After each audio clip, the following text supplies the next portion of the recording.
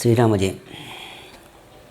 విష్ణుశ్చేంద్ర ధాతు పశుపతి పశుంద ధాతు కుబేరస్య ధాతు సర్వాదేవత అమృతం దాతు అద శ్రీకరంచ భూపుత్రంచ చంద్రకలంచ మంగళంచ సుమంగళంచ భుజంచ దీర్ఘబుద్ధించ మంత్రే మంత్రే హాస్యంచ రాహు రాజ్యంచ కేతునా ప్రబలగుం సహస్రకామోన్ భవతి భవతాం దీర్ఘమాయు.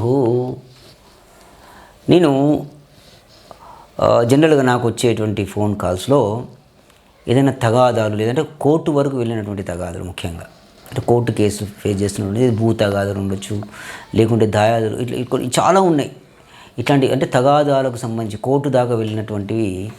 దాంట్లో కోర్టు కేసు గెలవడానికి ఏం చేయాలి అంటే, ముఖ్యంగా కోర్టు కేసులు రావడానికి కారకుడు రాహు అయి ఉంటాడు.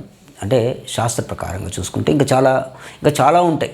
మనం జాతక పరిశీలన టెక్నికల్ పాయింట్స్ కనుక చూస్తే, technically if you go for investigation studies so many points, అంటే దాంట్లో ఎన్నో పాయింట్స్ మనం కన్సిడర్ చేయొచ్చు. ముఖ్యంగా రాహు మహర్దశలో ఉండి అట్లాంటి వాళ్ళకు ఈ యొక్క కోర్టు కేసులు లేకుంటే రాహు లేకుంటే కోర్టు కేసులు ఏర్పడుతూ ఉంటాయి.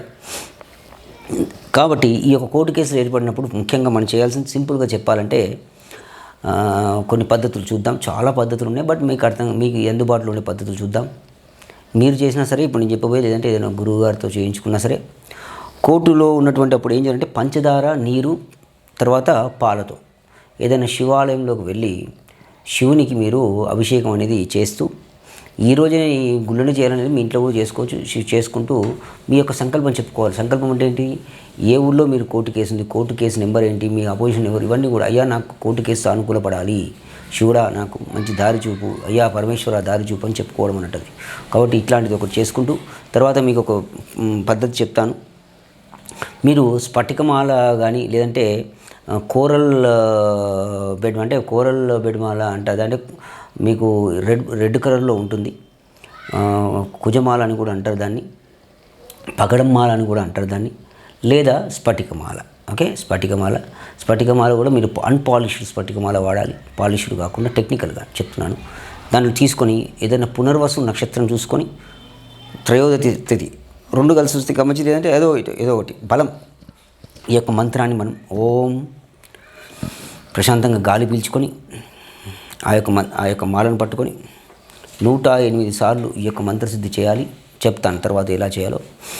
చేసుకొని ఓం క్రాం క్రాం క్రీం ధూమ్రసారి భద్రాక్షం వైజయంతి జయంతి ఓం స్వాహా అనే మంత్రం. ఇది మీకు నేను ఛానల్లో వీలైతే డిస్ప్లే చేయిస్తాను, లేదంటే మీరు ఈ ఛానల్ ద్వారా సంప్రదించండి. నా మొబైల్ నెంబర్ డిస్ప్లేలో పెడతాను, సమస్యను బట్టి. అదేవిధంగా ఇంకా చాలా పద్ధతులు ఉంటాయి.